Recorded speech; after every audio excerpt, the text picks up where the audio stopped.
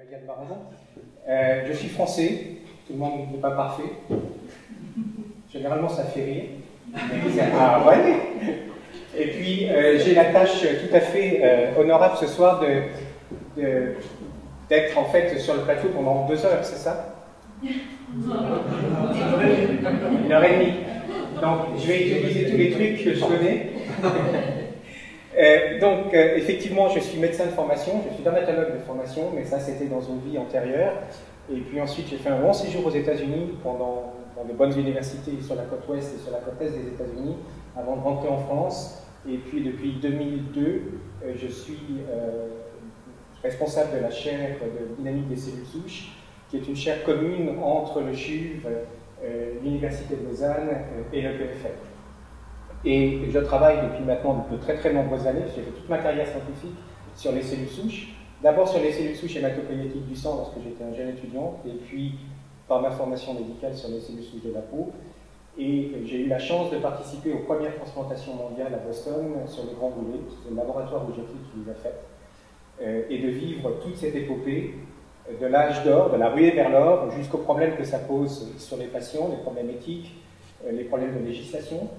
Et puis, donc c'est de ça dont je vais vous parler ce soir. Donc, j'ai décidé de ne pas vous faire un topo avec des diapositives comme on fait d'habitude, parce que c'est à la fois ennuyeux pour vous et pour moi. Et puisque c'est une petite audience, de la considérer en fait comme n'étant pas un professeur, c'est pas le but du jeu, mais comme d'interagir. Donc d'être là pour répondre à vos questions, et je vous dirai franchement si je ne sais pas. Il y a beaucoup de questions auxquelles je ne pourrais pas répondre, très vraisemblablement, mais j'essaierai de ne pas vous cacher la vérité. Donc, quand je dirais que je ne sais pas, ça peut être 2 choses. Un, parce que la science ne sait pas, ou simplement parce que je suis ignorant. Donc ça, c'est les 2 choses. Et puis, pour commencer, donc, mon laboratoire a été dans le laboratoire, qui était le seul laboratoire suisse, en fait, dans un groupe de scientifiques européens qui s'appelait Eurostem-Cell, qui regroupait des gens de l'Institut Pasteur, de Cambridge University, de Milan, de Bonn, donc de différents centres d'excellence en Europe. Et dans ce cadre-là, on a fait beaucoup de ce qu'on appelle outreach, c'est-à-dire de la communication en fait, simplement parce que c'était au moment où les différents pays d'Europe, et la Suisse en particulier, étaient en train de mettre sur pied des nouvelles lois pour réglementer l'utilisation des cellules souches, qu'elles soient cellules souches adultes ou cellules souches embryonnaires vraiment d'un embryon. Donc des cellules dites, ces fameuses cellules que Marisa Giattoni aurait dû vous parler, mais je peux aussi tout à fait vous en parler.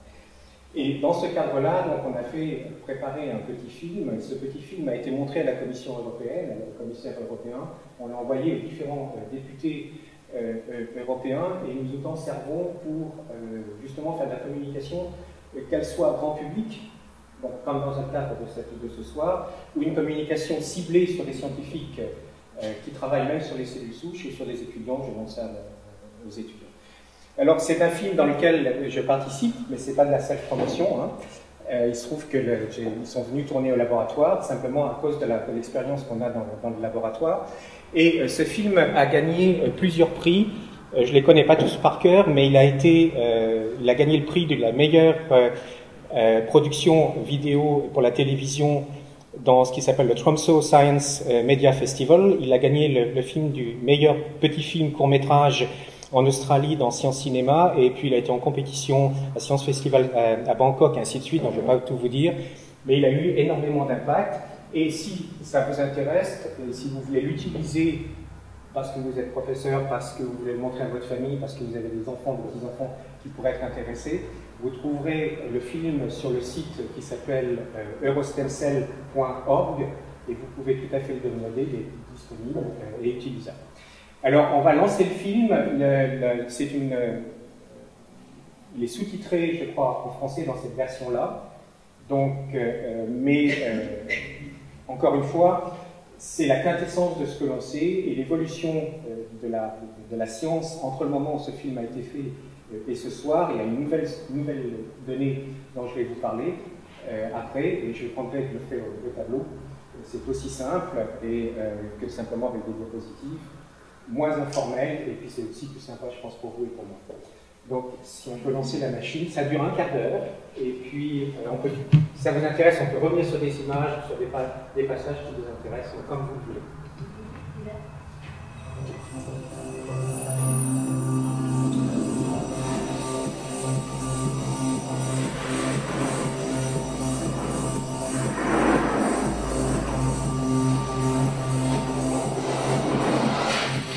Dernièrement, on parle beaucoup des cellules souches. Mais qui sont-elles? D'où viennent-elles? Et que savons-nous vraiment à leur sujet? Dans notre corps, il y a un monde microscopique, actif et complexe comme le monde autour de nous. Les cellules souches bâtissent et maintiennent ce monde.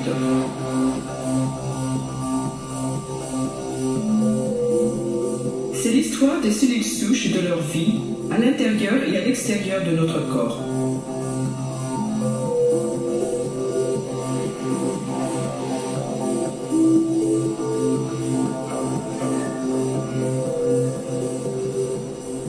Notre vie commence avec une cellule, l'œuf fécondé. Pendant tout le développement, les cellules se divisent encore et encore pour produire des milliards de cellules qui composent notre corps.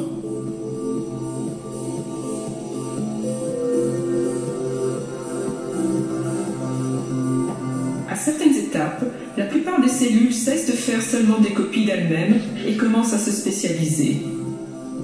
Une fois notre corps entièrement formé, la plupart de nos cellules sont spécialisées. Cells are very beautiful things when you see them down a microscope. Normally they're so minuscule we can't see them, even though they're what make us. And each type of cell has its own characteristic. Some types of cell grow together, very closely together, and form beautiful patterns. Other types of cell will move away from one another. Some cells become big, other cells are always very small. It depends on what type of cell they are.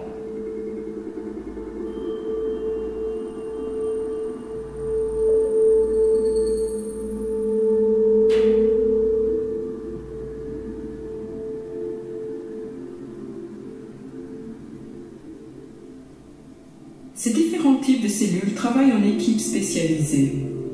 Certaines transportent l'oxygène dans le système sanguin. Certaines s'occupent de l'extension et de la contraction musculaire. Certaines transportent des messages entre notre cerveau et le reste de notre corps.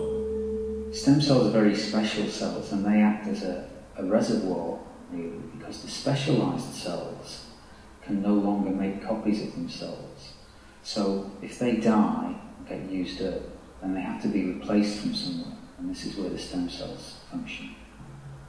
Stem cells are used in the blood system. We need to make millions of new blood cells every single day, and these are generated from stem cells. And these cells actually live in the bone marrow.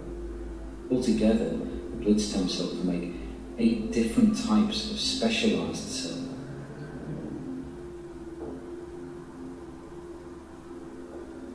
They're used in the skin. We need to make new skin cells all the time because we're always wearing away our skin. And actually now we know they're present even in the brain.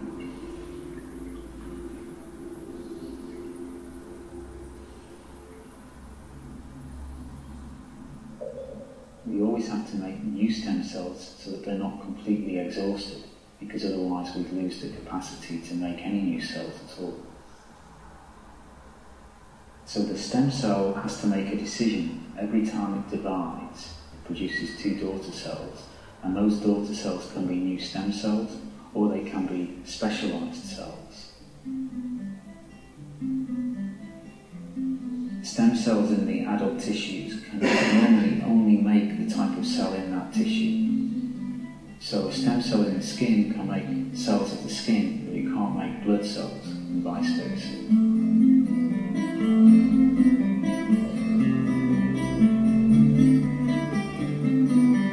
Les cellules souches sont déjà utiles en médecine. Une seule cellule souche de peau peut produire à elle seule assez de cellules de peau spécialisées pour recouvrir le corps entier. Ce fut une découverte médicale majeure dans le traitement des grands brûlés.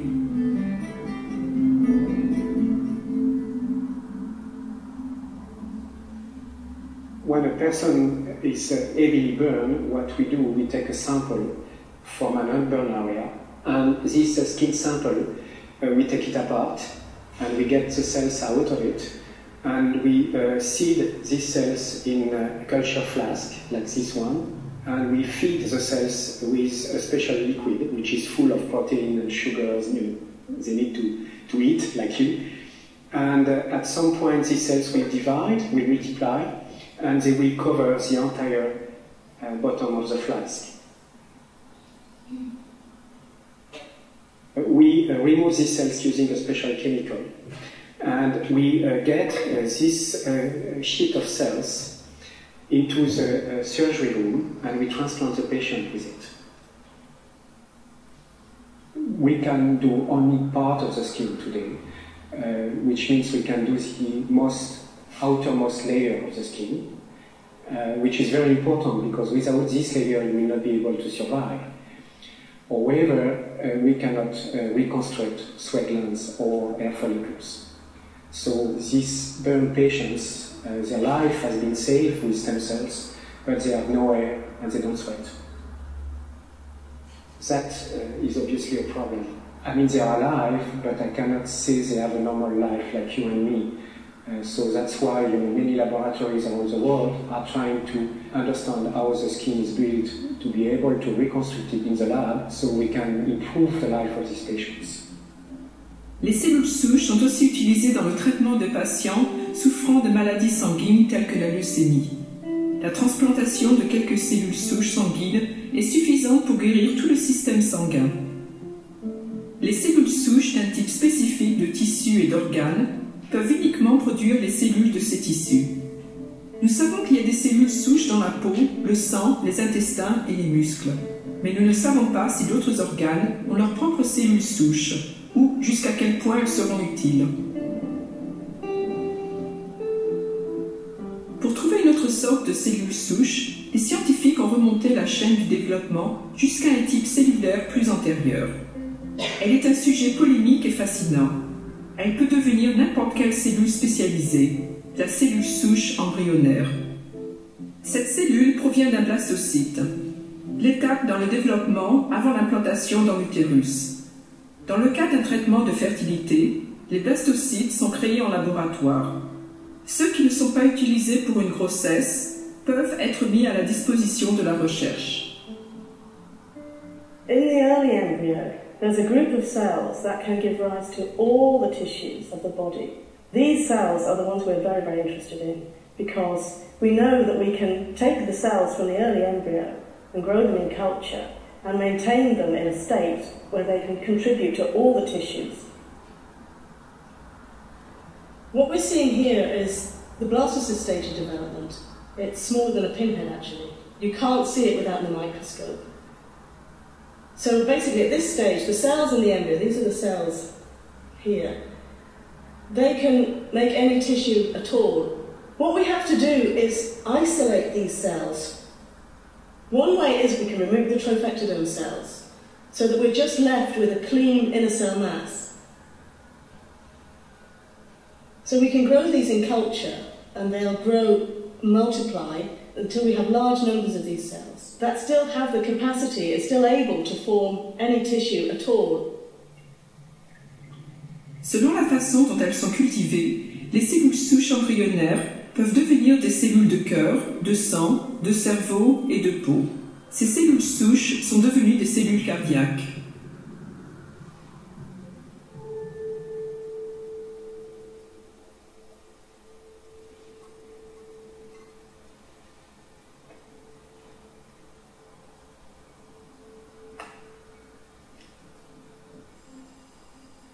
When you're working with stem cells, you're always observing the cells and you're trying to understand how it is they can do what they can do. And you're trying actually to make them do what you want to do. It's almost like a battle of wills.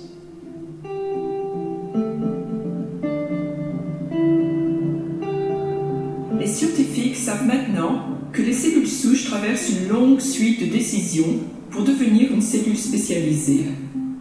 Une combinaison de signaux internes et externes guide chaque cellule souche vers un type de spécialisation. Ces signaux sont normalement produits par le corps. En étudiant comment recréer ces signaux en laboratoire, les scientifiques ont pour but de cultiver des populations pures de presque tous les types de cellules. The challenge to us then is to understand each decision and how it's controlled, and then how to provide those signals to impose direction on the system. And once we get to a point where that begins to happen, then you suddenly see, well, actually we could use this then to address medical conditions and medical problems. So work that we have been doing recently has been focused on trying to make stem cells for the brain from embryonic stem cells. And it turns out that we're able to do this, and that these neural stem cells, as we call them, now are no longer able to make every type of cell. They can only make 3 types of cell, the 3 types of cell that exist in the brain.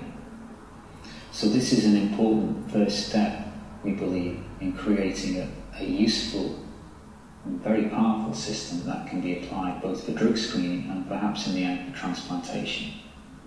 Ces cellules humaines cultivées en laboratoire et en grand nombre fournissent des modèles améliorés pour développer et tester de nouveaux traitements médicaux, ce qui pourrait réduire les tests sur les animaux.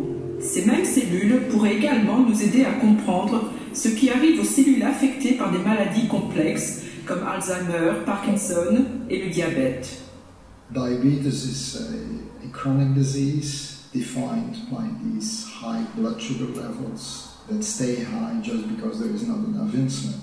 We know that the insulin is produced by cells in the pancreas. We call them beta cells. Transplantations of those cells are now done in clinics. Those cells are isolated from donor organs. After transplantation with those cells, you can normalize diabetes and you can correct diabetes. The major obstacle to beta cell transplantation in diabetes is the shortage in donor cells. We can transplant only 25 patients per year, while there are more than 50,000 patients in Belgium that are treated with insulin.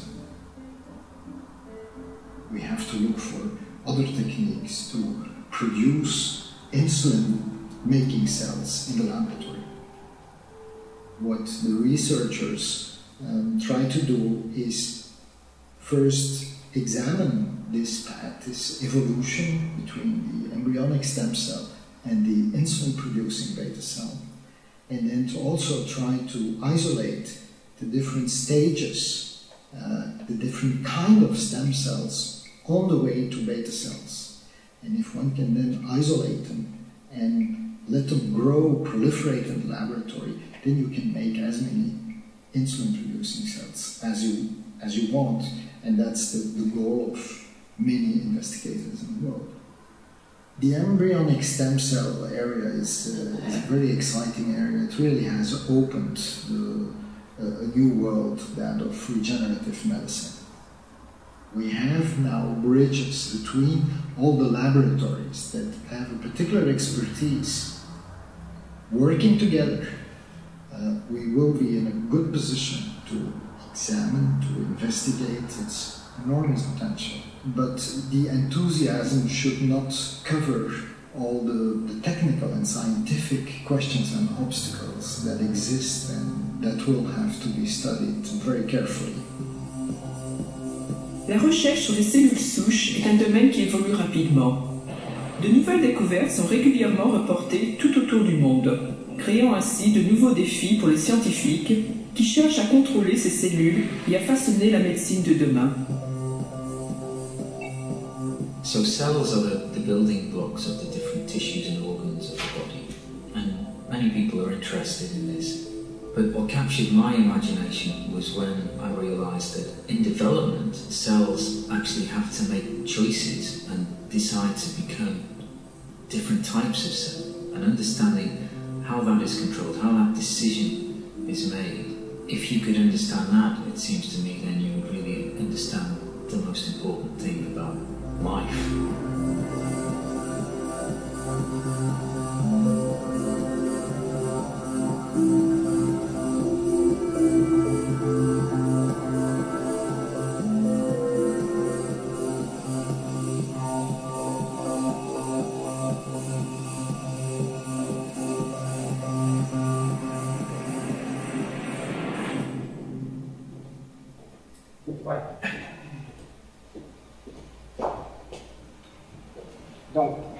crois qu'il est difficile, en tous les cas, je ne peux pas faire mieux que ça.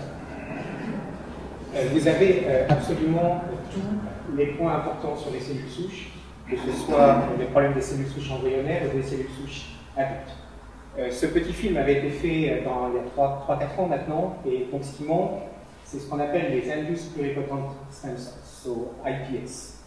Donc ça, ce sont des cellules qui ont été découvertes. On est en train de faire une amélioration du film pour intégrer cette nouvelle découverte, qui a été publiée pour la première fois à Keystone il y a 3 ans par le professeur Yamanaka, un chercheur japonais, un médecin, et qui a pu montrer qu'en prenant une cellule de la peau, donc en l'occurrence c'est un fibroblaste, donc pas la cellule que moi je travaille, mais celle qui est en dessous, qui donne la souplesse à votre peau, et bien avec des trucs de laboratoire, donc en fait il a manipulé le génome des cellules, et bien on peut renvoyer ces cellules-là vers un stade embryonnaire.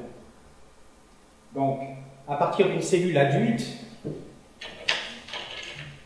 donc on part, si vous voulez, simplement ce qu'on a montré dans le film, c'est qu'on part d'un spermatozoïde et puis d'un ovule, on met les deux ensemble, on a un blastocyste qui va se former avec ce qu'on appelle la masse cellulaire interne.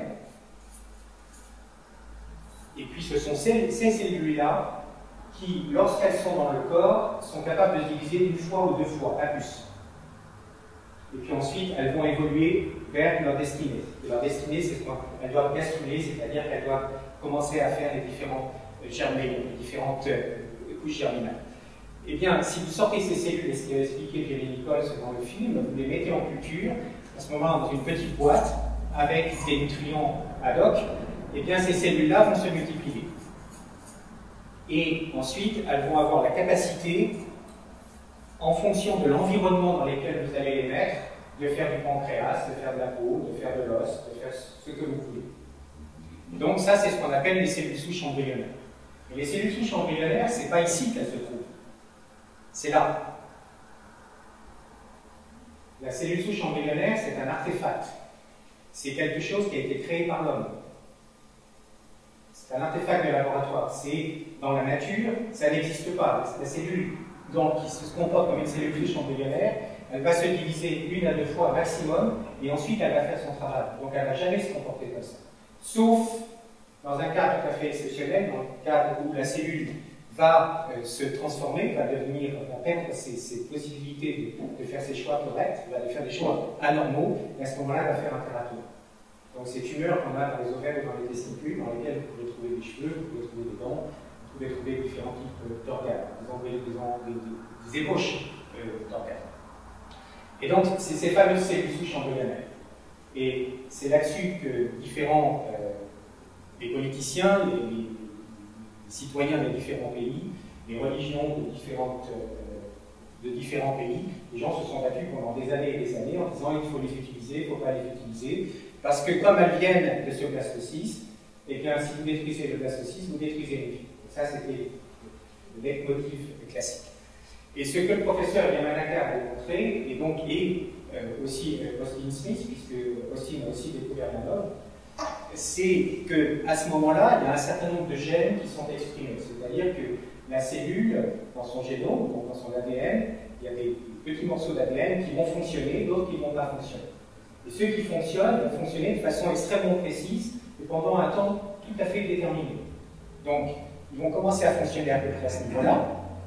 Ici, puis ça va s'arrêter. Et donc, ce que le professeur Yamanaka a fait, c'est qu'il a pris un certain nombre de ces gènes, et puis il en a pris 32, je crois, et puis il les a testés les uns derrière les autres. Alors, vous savez, à l'armée, en tous les cas, quand moi j'étais à l'armée, quand on voulait repérer les patients diabétiques, les jeunes militaires diabétiques, en France, on les a tous pissés dans un bocal.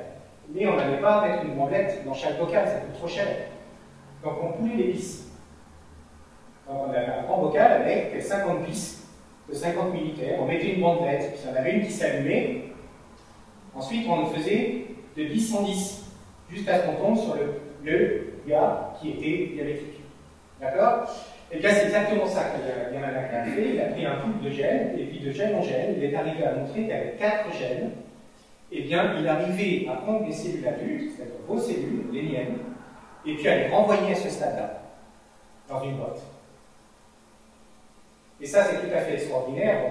Un grand nombre d'entre nous a pensé aujourd'hui que Shinya Yamanaka aura le Nobel dans un temps relativement court, tous les cas on l'espère, parce que c'est quelque chose qui va révolutionner le système, puisque demain matin, on va pouvoir prendre vos cellules, les miennes, et puis on ira dans une boutique et vous demanderez, bah, faites-moi un pancréas, faites-moi des neurones, faites-moi de l'os. D'accord? Mais là, je suis en train de rêver au revoir. Ça va se passer, enfin, j'en suis absolument intimement convaincu que ça va se passer. Donc les deux personnes que vous avez vues dans le film, Austin Smith et Danny Pickles, sont des gens qui nous ont dit qu'il fallait qu'on fasse des ponts. Ils ont parlé de faire des bridges, donc faire des ponts entre les laboratoires. Moi, je travaille sur la peau. Austin Smith travaille sur ça, et puis sur les cellules souches embryonnaires, et Danny Pickles est un spécialiste du diabète. Et en fait, on n'avait pas commencé à travailler ensemble quand on a fait le film, et aujourd'hui, on est tous les trois dans une même demande de contrat européen. Pourquoi? Parce que ce que l'on peut faire, c'est prendre des cellules de la peau. Vous avez vu, on sait très très bien les faire pousser, puisqu'on vous a dit avec une seule cellule, on peut refaire tout l'épiderme d'un corps humain. Donc on a un système de culture extrêmement puissant dans lequel on va pouvoir prendre une cellule. Ensuite, on va pouvoir manipuler ces cellules avec les gènes costines à identifier, les Yamanaka à identifier. Et le but du jeu, c'est de leur faire des trucs, de les dompter, de comprendre comment elles font leurs décisions, donc de partir de la peau, de remonter là, sans passer par ce stade-là. Donc il n'y a plus de problème éthique, ça va poser d'autres problèmes éthiques, donc il n'est pas celui-là. Et puis de les renvoyer sur des cellules de pancréas. D'accord? Donc moi je suis intimement persuadé que demain matin pour un scientifique, ça peut être dans 10 ans, 50, 10 ans, 20 ans, 30 ans, 40 ans, mais demain matin c'est rien. 50 ans dans l'échelle de la Terre, à la vitesse à laquelle la science évolue, c'est beaucoup pour nous en tant qu'individu, parce que 50 ans c'est une vie, mais sur le plan scientifique, c'est rien du tout. Et que l'on pourra, on va vous faire un diagnostic de diabète, et bien on va lancer un système dans lequel vous aurez des sociétés spécialisées, parce que ça ne sera pas dans les labos d'académie, ça passera dans la routine. Comme quand on a fait la séquence du génome humain, ça a pris des années avec les différents laboratoires, avec des millions et des millions de dollars. Et aujourd'hui, ce que l'on dit, c'est qu'on peut avoir la séquence de votre génome et de mon génome en 3 jours. Ça a été l'évolution en 15 ans. Et donc, on va assister exactement à la même chose sur les cellules souches. Alors, le problème aujourd'hui que les scientifiques ont, c'est qu'on a ces outils dont on vous a parlé, mais c'est qu'on comprend encore peu de choses. Puisque ce qu'Austin dit, c'est qu'on a besoin de comprendre des choix des cellules. C'est-à-dire comment la cellule va dire, à un moment donné, eh bien, je vais faire de la peau, je vais faire du pancréas, je vais faire du cœur, je vais faire du système nerveux. Quels sont ces choix? Et les outils que les cellules utilisent sont toujours les mêmes. En règle générale, il y a une palette d'outils. Et donc, c'est comme si vous aviez un Lego, une boîte de Lego. On a tous offert des Lego à nos enfants ou à nos petits-enfants. Eh bien, vous avez des boîtes, des petits cubes, des petits personnages. Eh bien, avec ces différents petits cubes, ces différents petits personnages, vous allez pouvoir construire une rue, un avion, une école, une station-service, un cirque. Mais les outils de base sont toujours les mêmes. Et les cellules dans notre corps utilisent les mêmes gènes, toutes. Donc les gènes qui sont en ce moment en train d'être utilisés dans votre peau sont les mêmes que ceux qui sont en train d'être utilisés dans votre cerveau. Alors, ce n'est pas tous les mêmes gènes, il y en a évidemment qui sont spécifiques pour chacun de cellules, et c'est ça qu'on cherche. C'est quels sont les gènes qui sont spécifiques à un type cellulaire par rapport à un autre. Et une fois qu'on les a identifiés, est-ce qu'on va pouvoir modifier devenir des cellules qui les utilisent? Alors, c'est pour ça qu'aujourd'hui, les chercheurs utilisent donc les cellules en culture, mais on est aussi obligé d'utiliser des animaux sur des souris. Parce que la façon d'identifier la fonction d'un gène, c'est soit de le faire fonctionner trop, soit d'empêcher de fonctionner. Et puis on regarde ce qui se passe. Donc quand nous sommes malades, vous et moi, et bien qu'on a une maladie héréditaire, on a un gène qui ne fonctionne pas. Qui ne fonctionne pas, qui fonctionne mal. Et bien c'est exactement ce que nous faisons dans les laboratoires sur les petites souris. Donc le processus sur lequel on travaille aujourd'hui, c'est d'essayer de prendre des cellules souches adultes. Donc ça, c'est pas mon laboratoire, c'est des centaines de laboratoires dans le monde, et qui sont en compétition, parce que là, il y a une compétition qui donne une certaine émulation, en fait, et pour essayer de comprendre tous ces mécanismes.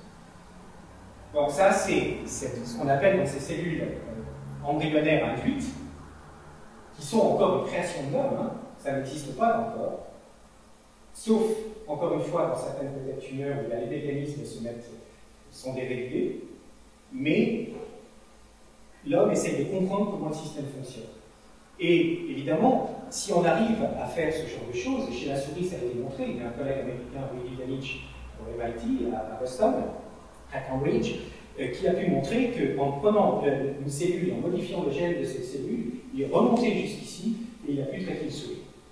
Donc la théorie, la preuve de principe, comme on dit, chez la souris est déjà faite. Et ça, c'est en moins de 3 ans. Donc ça va vite. Maintenant, les cellules souches embryonnaires, on en parle depuis que Thomson a sorti des lignées. Ça fait pratiquement 15 ans maintenant. Mais aujourd'hui, on ne contrôle toujours pas très bien comment faire des muscles cardiaques, comment faire du pancréas, comment faire du système nerveux. Donc on a beaucoup progressé, mais on est toujours encore dans la préhistoire du système. Donc on a encore beaucoup de boulot à faire. Alors si vous avez des questions, je suis absolument je serais ravi de pouvoir répondre. On est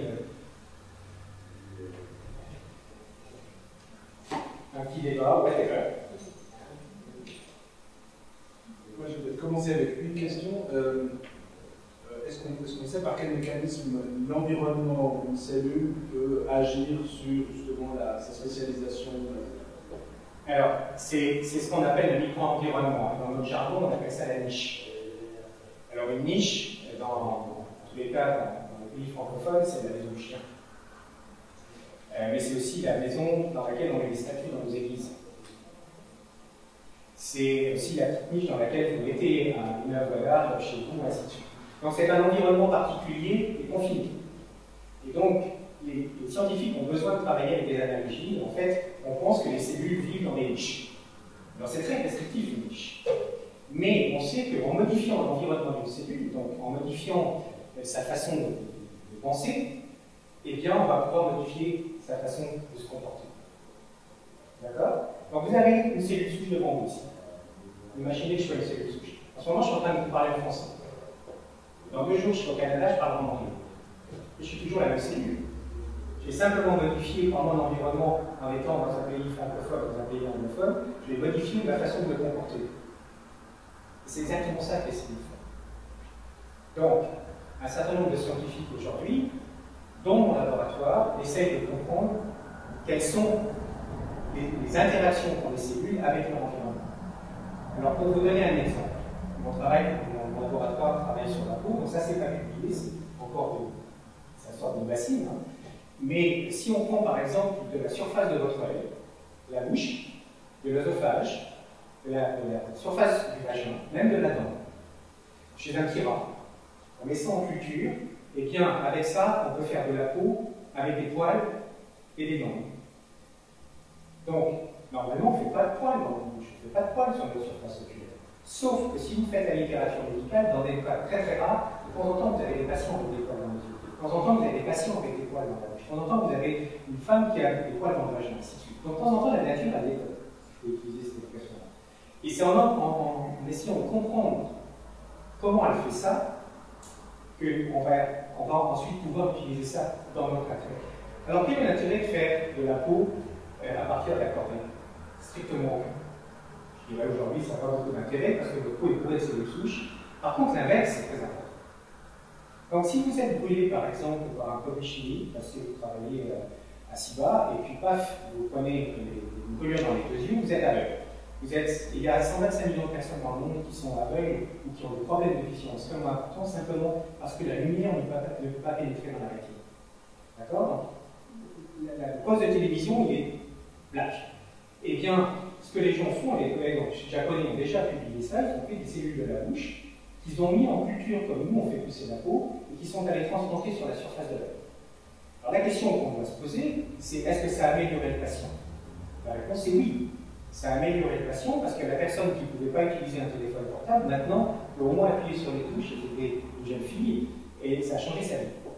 Maintenant, la deuxième question qu'on va poser, c'est est-ce que les cellules qu'on a prises dans la bouche sont en train de faire de l'œil, la surface de l'œil? La réponse est non. Donc, la question qu'un scientifique et qu'un médecin qui est intéressé en sciences va se poser, c'est pourquoi? Et lorsqu'on aura cette réponse, eh bien, on pourra faire à volonté, avec une cellule de peau, ou une cellule de bouche, ou une cellule de celle qu'on arrivera à manipuler, on pourra faire de l'œil.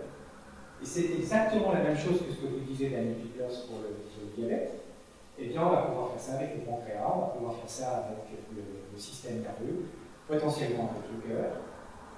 Donc, par exemple, si vous prenez des cellules de muscle, donc le muscle, c'est quand chaque fois qu'on marche et que vous faites un marathon, vous tuez des cellules musculaires. Et moi, j'ai appris en tant que jeune étudiant en médecine que le muscle n'avait pas de cellules souches, comme le muscle n'a pas de cellules souches. Et ça, en fait, aujourd'hui, on sait que c'est faux. Ce sont des découvertes qui sont récentes.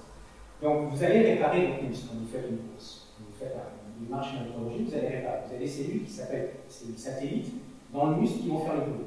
Maintenant, si vous prenez ces cellules de muscles squelettiques, c'est-à-dire de vos jambes, et puis vous les mettez dans le muscle cardiaque, est-ce que vous allez faire un muscle du cœur? Ça serait très intéressant pour réparer les gens qui auraient un infarctus du myocarde ou des choses comme ça, une insuffisance cardiaque. Bien, la réponse, c'est non. Alors, le deuxième, c'est est-ce qu'on va pouvoir faire ça demain matin? Et la réponse est peut-être. Alors aujourd'hui, dans le cœur, qu'est-ce qu'on achète? Alors c'est là qui est intéressant parce qu'on va injecter des choses sans rien trop comprendre. Hein. Et ça, il faut qu'on peut en discuter. On peut penser que c'est la façon de faire de la science. On peut aussi penser que c'est un peu dangereux. Donc, ça nous fait nous frémir d'entendre des chirurgiens nous dire qu'ils peuvent injecter des cellules venant de la graisse dans le cœur. J'ai même entendu dans un meeting un chirurgien dire qu'il avait injecté de la graisse dans le cerveau. Alors, et ça c'est un débat qui est ouvert. Est-ce qu'on a le droit de faire ça? Est-ce qu'on n'a pas le droit de faire ça? Est-ce qu'on va apprendre quelque chose? Dans un autre sens, si on ne fait pas ça, la médecine ne va pas progresser. Vous voyez ce que je veux dire? Si mon patron américain n'avait pas transplanté les premiers enfants à Boston en 1983, eh bien aujourd'hui, on n'aurait pas de traitement par des cellules souches des embryons. Et pourquoi il a pu le faire à l'époque? C'est parce qu'il n'y avait pas de réglementation. Donc il a pris la décision en son âme et conscience avec le collège chirurgien, d'y aller. Il y avait 2 enfants brûlés des pieds à la tête, 95% en 3e degré, c'est-à-dire qu'il ne restait rien. Ils ont décidé d'y aller. Les enfants ont été sauvés. Dans la situation aujourd'hui, avec les lois qui existent aujourd'hui, les nouvelles réglementations, on n'aurait jamais pu faire cette expérience. Et donc, on n'aurait pas de résultat. Donc, vous voyez la dichotomie qu'il y a entre l'expérimentation scientifique et médicale, c'est-à-dire où est-ce qu'on peut apprendre, qu'est-ce qu'on doit faire pour apprendre, qu'est-ce qu'on va apprendre. Parce que quand on fait une expérience sur l'humain, il faut qu'on apprenne quelque chose. C'est pas tout soigner l'humain, c'est important, mais il faut aussi que les premiers patients servent à quelque chose. Si vous vous souvenez, quand Chris Bernard a fait la première transplantation de cœur, le patient qui était un dentiste savait qu'il allait mourir après la transplantation de cœur. Il savait qu'il allait peut-être gagner quelques semaines ou quelques mois, mais dans sa tête, il n'a jamais pensé, il y a eu des interviews de ce monsieur, il n'a jamais pensé qu'il allait guérir. Mais il a participé à la progression de la science. Les premiers transplantés rénaux, c'était la même chose. Les premiers transplantés de poumons, c'était la même chose. Puis aujourd'hui, c'est devenu des techniques de routine, presque des techniques de routine. Donc, là encore une fois, si vous voulez, comment va-t-on passer de ces cellules en boîte jusqu'au traitement du patient? Et dans quelles indications médicales on va pouvoir les utiliser? Or, les indications médicales, eh bien, on va les définir en fonction de la maladie et en fonction de nos modèles expérimentaux. Et quels modèles expérimentaux avons-nous? Eh bien, on a des animaux qui vont reproduire des maladies humaines. Donc, la maladie de Parkinson, par exemple, eh bien, il y a des modèles murins, mais il y a surtout des modèles sur le singe, donc, qui reproduisent la maladie de Parkinson. Et là encore, vous avez une discussion, parce qu'est-ce qu'on doit aller s'amuser sur des singes pour essayer de traiter les humains? Bon, il y a des discussions là-dessus, ça ne veut pas dire que les gens ne discutent pas. Il y a des discussions extrêmement vives.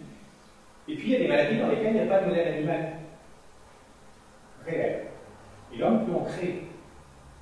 Il peut en créer parce qu'il a identifié le gène humain qui est malade, et puis il va aller s'amuser à éteindre ce gène, à ne pas le faire fonctionner chez la souris, et puis il va essayer de reproduire chez la souris, demain chez le rat, après-demain chez le cochon, une maladie humaine. Mais, une fois qu'il aura traité l'animal qui va représenter la maladie humaine, est-ce que les résultats qu'on va obtenir vont être les mêmes que l'on va obtenir quand on va passer chez l'homme? Et la réponse, c'est peut-être, mais pas nécessairement. Donc, à un moment donné, il faudra bien qu'il y ait des patients qui servent de cobayes. Et en fait, on est tous des cobayes aujourd'hui. On est tous rentrés d'une façon ou d'une autre dans un programme expérimental, si on va de côté de la route. Parce que c'est un hôpital universitaire. Donc ça, c'est le boulot des médecins qui sont là, c'est justement d'apprendre. C'est pour ça que les malades qui sont traités par le cancer, par exemple, un certain nombre d'entre eux sont entrés dans des études randomisées, où ça, des médicaments, où le médecin ne sait même pas ce qu'il imagine passer. Et toute la médecine aujourd'hui s'est développée comme ça. Donc on va faire la même chose pour les cellules souches. On va pouvoir injecter à des malades des populations cellulaires qu'on connaîtra, et puis à d'autres malades, on injectera des cellules qui ne seront pas nécessairement les bons types, ou pas les cellules qui seront fonctionnelles. Et c'est en faisant ces comparaisons qu'on va...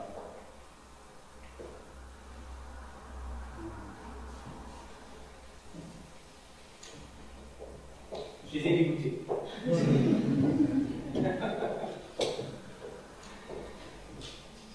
Oui. Et actuellement, c'est sur quelle maladie donc, les recherches en sont plus avancées, où il y a des choses plus précises qui sont faites? Alors je dirais qu'il faut être là-dessus, il faut avoir il y a deux façons de voir les choses. Les chercheurs travaillent pratiquement sur toutes les maladies du monde. Donc les maladies classiques, le diabète, l'Alzheimer, ainsi de suite, l'infarctus du myocarde, puis un certain nombre de maladies qu'on appelle orphelines, sur lesquelles ça touche un tout petit nombre de patients. Ok.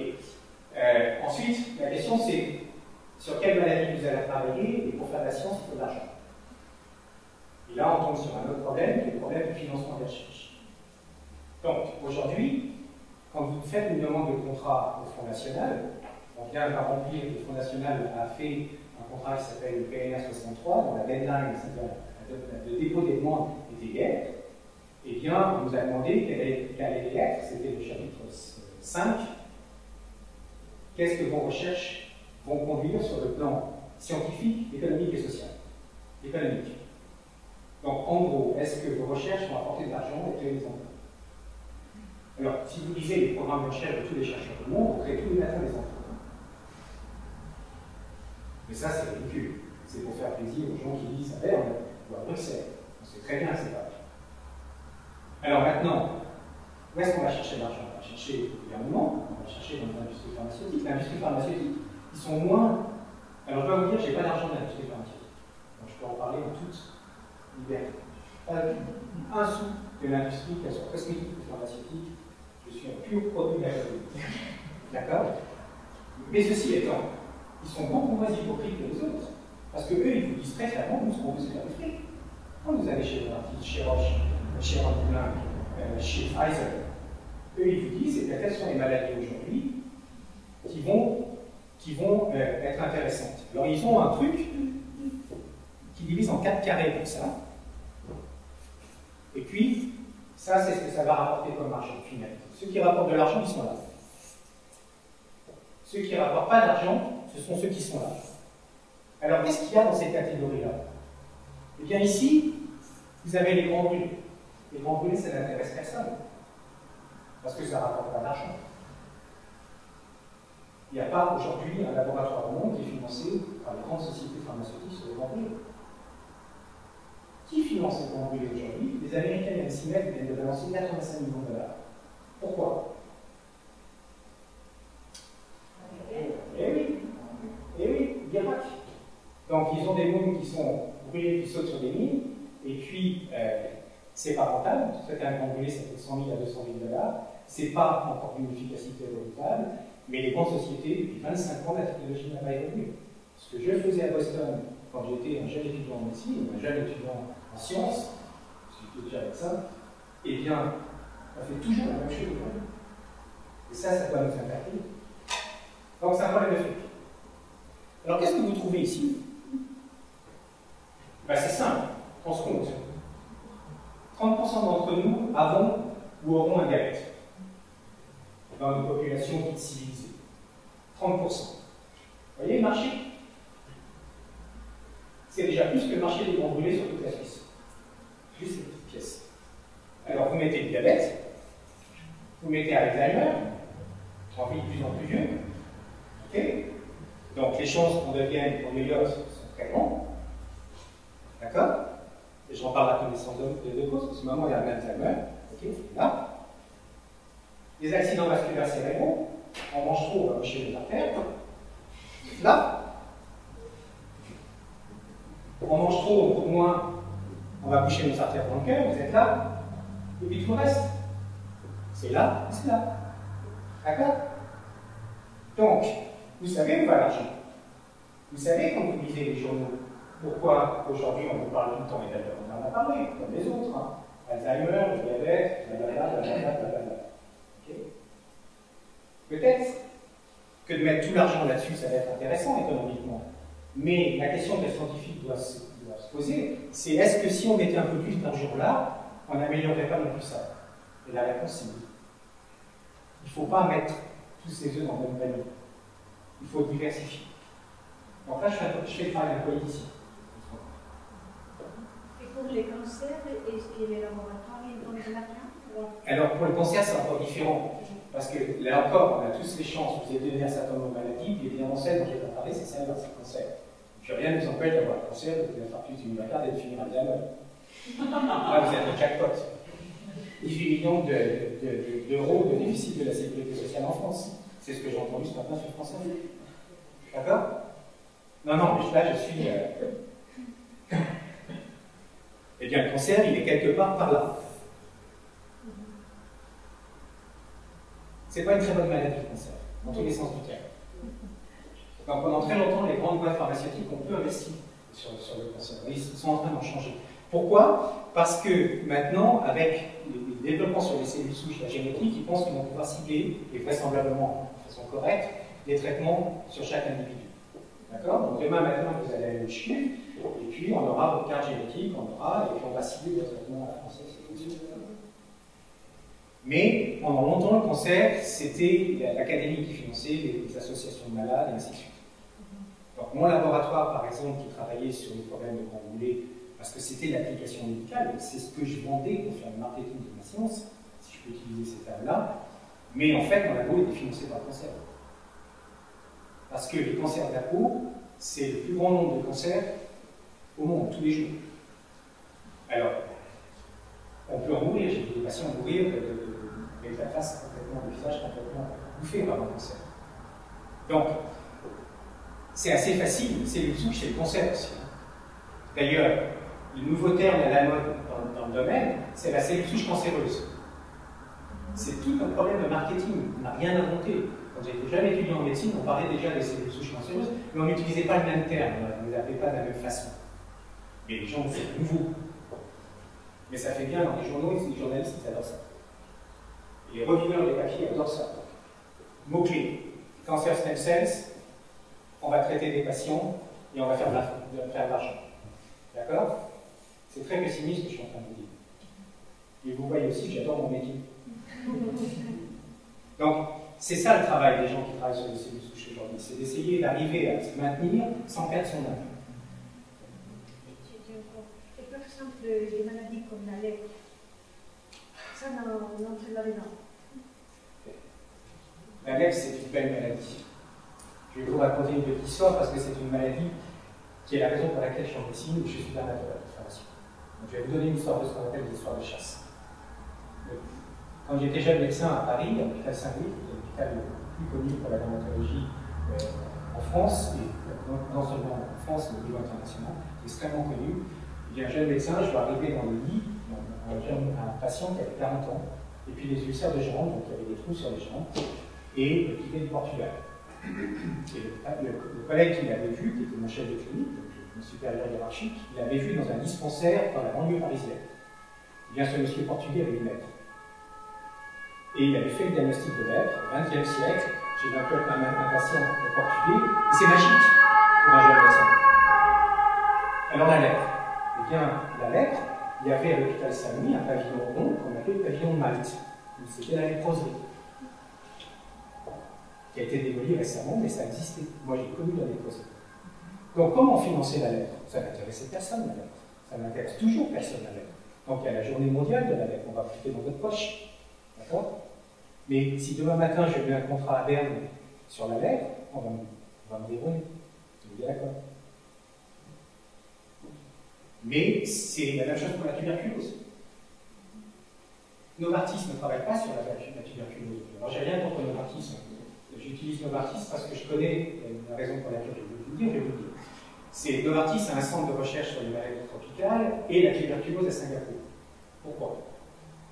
Ce n'est pas Novartis qui paye, c'est la fondation Novartis. tout à fait, c'est deux poches différentes avec un masque communautaire. Bien, pourquoi ils font ça? Pourquoi ils sont à Singapour? Parce que chaque fois qu'un artiste met $1, le gouvernement singapourien met un deuxième $. Et pourquoi ils travaillent sur la tuberculose là-bas? Ben, la tuberculose, il n'y a pas de marché en Europe. Très peu. C'est une maladie qui remonte dans le système, mais ce n'est pas un grand marché. Le marché est en Afrique. Il y a l'Afrique à faire sur la tuberculose. Et je l'ai entendu à Singapour. Donc, c'est pas moi qui le dis, ce sont eux qui l'ont dit. Donc, ce que je suis en train de dire, dans l'univers des cellules souches, c'est exactement le même problème pour les cellules souches. Tout le problème de fond, c'est l'argent. C'est très pessimiste ce que je suis en train de vous dire. Mais c'est comme beaucoup de recherches comme ça. Le problème, c'est l'argent. Il faut inventer les francs souches pour faire Mais ça existe. Ça s'appelle la poule aux œufs d'or. Ah oui, c'était ma bœuf. C'est la poule aux œufs d'or. C'est exactement ça, la poule aux œufs d'or. C'est la poule qui tous les jours prend son enfant. Mais le fait d'avoir accès à des financements, de travailler sur une maladie à la mode, et qui est-ce qui fait la mode en science? C'est pas moi, c'est pas les collègues du chiffre, ce sont les journalistes qui font la mode. Non. Ce sont les journalistes qui font la mode. Et pourquoi ils font la mode? Parce qu'aujourd'hui, les systèmes d'évaluation, moi à l'EPFL par exemple, quand je suis évalué à l'EPFL, on me demande combien de télévisions j'ai faites. Et oui, ça fait partie. Est-ce que vous avez créé une société bibliothèque? C'est dans mon évaluation. Bon scientifique, bon professeur, piètre valorisateur. Je n'ai pas de société, je ne consulte pas chez Novartis, je ne consulte pas chez Roche, je n'ai pas d'argent de ces gens-là. Là, je suis vraiment zéro. Par contre, comme j'ai le chat, je passe assez souvent à la télévision, donc moi, je passe à la télévision, ça c'est bien. Sympa. Voilà, donc ça remonte un petit peu, vous voyez ce que je veux dire. Mais c'est comme ça que les chercheurs sont évalués aujourd'hui. C'est pas moi, c'est l'intégralité du système. T'es d'accord? Oui, en partie, mais je dirais que ce qui fait aussi les modes, c'est les politiques scientifiques des États qui ils sont influencés par qui, les politiciens? Par les plus économiques. Les plus que les médias. Les médias, c'est quand même. Ils servent de caisse de résonance quand même, les médias. Ils servent de caisse de résonance. Oui, mais l'excitation, elle est quand même de scientifique. Oui, parce que c'est justement ce que je suis en train de faire. C'est ce que je suis en train de faire. Mais ensuite, on ne contrôle plus le système. Non, bien sûr. Il nous échappe complètement. Il nous échappe complètement. Et là, j'y vais, il y a eu beaucoup de progrès dernièrement, dans ces dernières années. Et il entre dans ces groupes supérieurs. Là, je parlais en médecine régénérative, je parlais sur les cellules souches. Vous voyez bien comment il faut subventionner l'industrie pharmaceutique pour avoir des médicaments qui soient abordables en Afrique. La médecine dont on parle aujourd'hui sur les cellules souches, c'est pas une médecine de pauvres. C'est une médecine de transplantation, c'est une médecine de riches. Que ce soit une transplantation de cœur, une transplantation de poumon, une transplantation de foie, une transplantation de ligaments, c'est une médecine de riches. Il ne faut pas avoir peur de le dire. Alors, cette médecine de riches, de mal, va s'étendre. Ça, c'est une question qu'on a souvent. Est-ce qu'on doit faire ça? Je pense que oui, il faut le faire. Comme les vaccins, ça va s'étendre. Les indications vont s'étendre, ça va devenir de moins en moins cher, puisqu'il y aura de plus en plus d'indications. Mais si on la laisse comme les grands boulets, ça c'est un magnifique exemple ici, ça restera une médecine de riches. Il y a des pays au monde où à 10% de brûlures, vous êtes mort. Aujourd'hui, on sauve des patients à 95%, y compris ici. Vous voyez? C'est ça, ce dont on est en train de parler, c'est une médecine de nantis.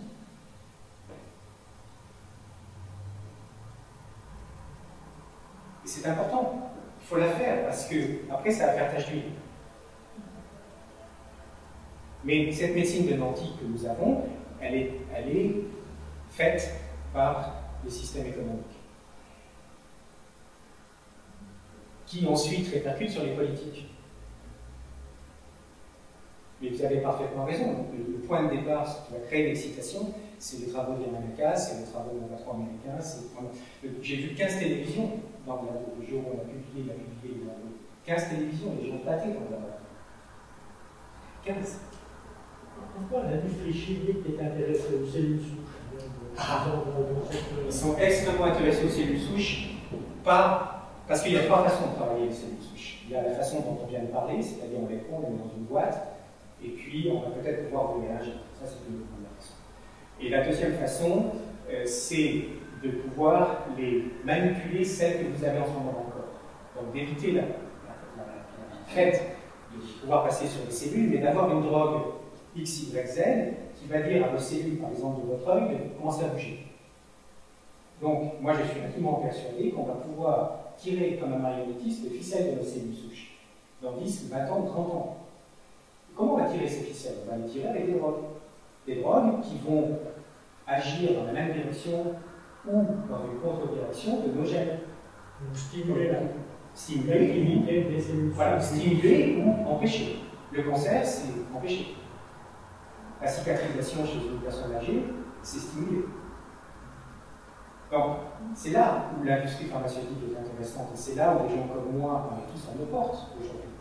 Parce qu'eux, ils ont une capacité de synthèse de molécules qui va à des milliards, mais des millions de molécules, et c'est leur job. Et puis nous, on est persuadés, puis un grand nombre est persuadé aujourd'hui, qu'ils ont dans leur sac des molécules qui vont être en train d'enterrer. Mais comment on va les obliger à ouvrir leur sac? Alors expliquons que nous, on a des bonnes cellules, et que dans leur sac, on va pouvoir trouver la bombe d'or. Celle qui va être le bloc océan qui va faire 1 milliard de dollars de temps par an. Donc vous voyez, on revient toujours au problème. Et c'est exactement ce que Stephen Smith disait. Et en fait, aujourd'hui, on est persuadé que les fameuses cellules de Yamanaka, comme les cellules souches embryonnaires, l'intérêt, l'impact immédiat de ces cellules, c'est pas d'aller traiter les patients maintenant, parce qu'on ne sait pas encore le faire. Ça va être d'utiliser ces cellules pour identifier des drogues X, Y, Z, dont la majorité sont déjà synthétisées, qui vont permettre de manipuler les cellules. Et la meilleure preuve de ça, c'est que Yamanaka a publié, je vous ai dit, il y a 3 ans, 4 gènes. Donc aujourd'hui, on n'est plus qu'avec un seul.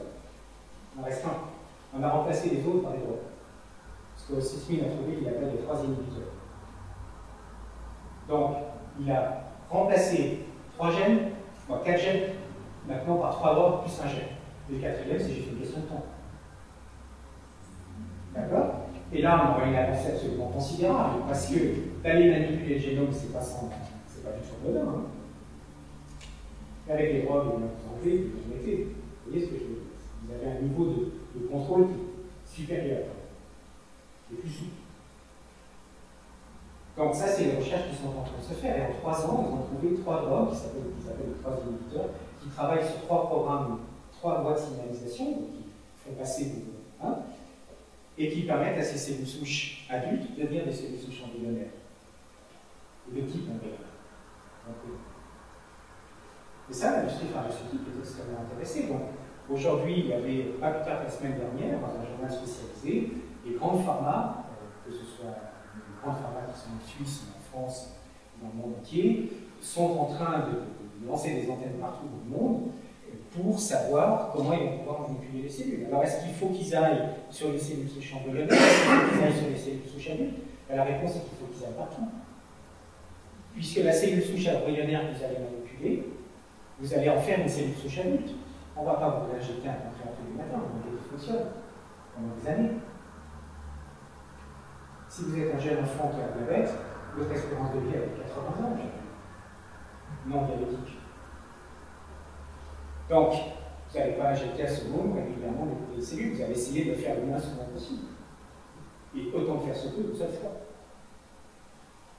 Donc, il faut comprendre les cellules souches adultes. Donc, c'est pour ça, si vous voulez, que dans le petit film, je reviens au film, vous avez une communauté scientifique de pensée qui est tout à fait étonnante.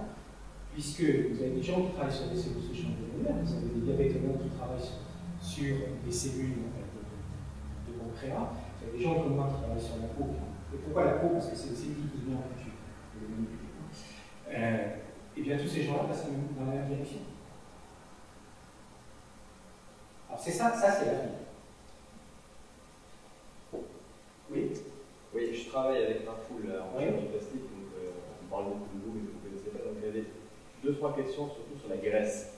Vous savez que nous, en chirurgie plastique, on aime beaucoup la graisse, et on parle beaucoup des cellules souches de la graisse. Oui. C'est un grand débat dans le congrès de chirurgie plastique. Ouais, je sais.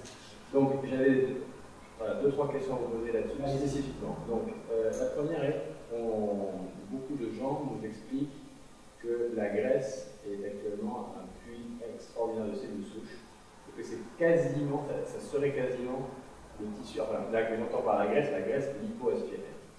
Ça serait quasiment le tissu le plus riche en cellules souches de l'organisme. Qu'est-ce qu'on répond à ça? Là encore, si vous voulez, c'est une chose marketing. Les cellules souches, on en a partout. On n'a pas de problème.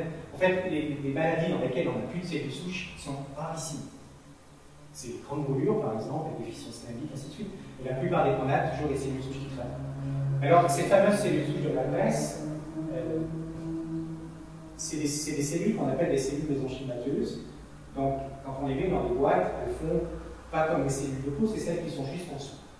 D'accord? Et ces cellules-là, on sait que lorsqu'on les met dans des boîtes et qu'on les fait différencier dans différentes directions, on peut leur faire exprimer des gènes d'os, de cartilage, de graisse, mais nous on en a fait avec des cellules de peau, on leur a fait faire exprimer des cellules du système nerveux central, des neurones. Et quand on a injecté ces cellules-là dans le cerveau des souris, ça n'a pas fait du cerveau. D'accord? Donc, ce qui se passe, c'est que ces cellules-là, c'était des cellules qui sont dans la graisse, mais il n'y a pas que dans la graisse, il y en a dans le follicule pileux autour, il y en a sur les côtés, il y en a partout. Toutes les cellules, les tissus de soutien conjonctif, et les cellules qui sont autour des vaisseaux, les péricytes, ont ces potentiels. Donc, la graisse, c'est un bon système. Pourquoi? Parce que quand vous faites une aspiration, vous en avez des kilos, peut-être. Vous avez pratiquement un matériel qui va au baquet, et qui est riche en cellules qu'on peut utiliser, effectivement.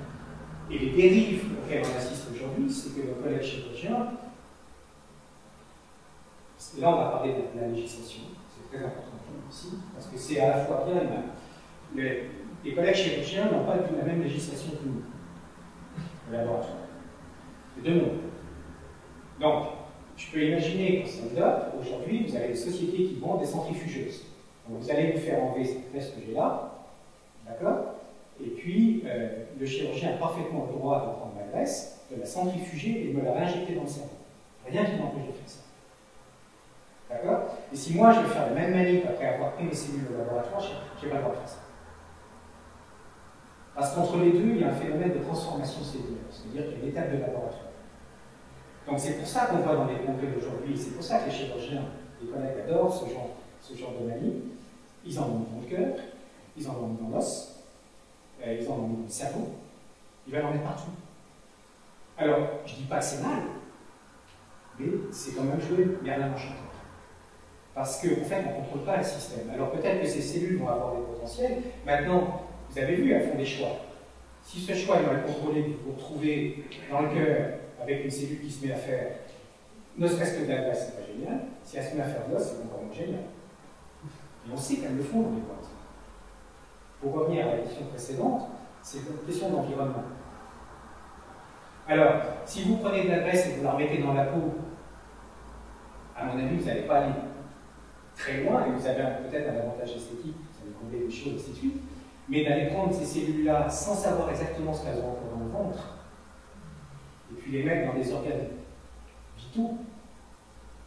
Moi, à Leipzig, j'ai vu ce chirurgien, moi ça m'a fait frémir. Les mettre des cellules de graisse dans le cerveau, le gars, il est sans centrifugeuse, il peut prendre, il l'injecte. J'ai vu à Shanghai un neurochirurgien qui explique, là, comme ça, qu'il y a un malade qui est venu, qui s'est évanoui sur sa baguette en mangeant. Il s'est balancé la baguette dans l'œil. Ok? La baguette dans l'œil. Non, mais je ne plaisante pas. Pour vous montrer tout le panel entre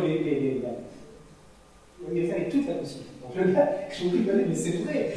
Il a sa baguette dans l'œil, il arrive à l'hôpital. Qu'est-ce que fait le neurochirurgien? Il fait les radios, et puis le type qui s'intéresse à la science, et c'est bien, dit c'est génial. Il a une baguette, je vais sortir la baguette, je vais mettre les cellules qui sont sur la baguette en culture, je vais faire pousser des neurones et je vais lui injecter dans le cerveau ces neurones. Il l'a fait. Et conclusion, ce malade était pauvre, Et il avait des baguettes en bois.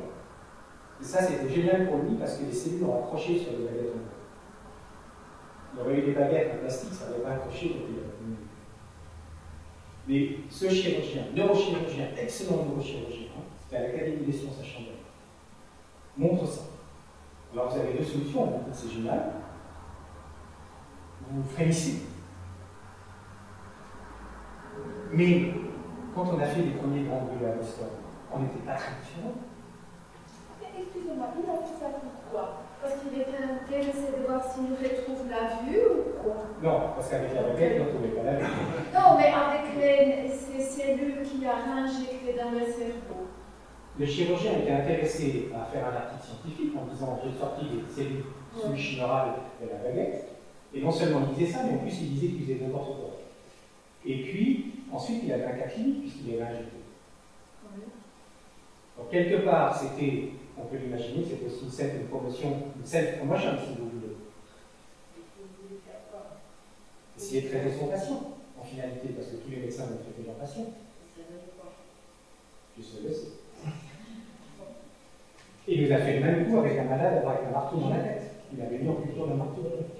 Tout ça pour vous dire, c'est des cas extrêmes, absolument extrêmes. Les chirurgiens qui font de la graisse, on peut revenir à ça, qui veulent la mettre dans le cerveau, ça fait frémir. Je ne suis pas le seul, dans notre consortium, il y a les premiers chirurgiens pour transporter des cellules fétales dans le cerveau pour la console. Dans les limitages et les mandats. Ils sont complètement. Quand ces gens-là sont assis pour l'audience, ils frémissent, ils ont la chair de poule. Parce que le risque, c'est que ça merde, si je peux me permettre de dire ce point-là, et que ça merde gravement. Ça n'intéresse personne. Je suis en train de vous le dire. Vous ne savez pas ce qui est arrivé à ce gars avec la baguette. Et j'étais que 3 jours en Chine.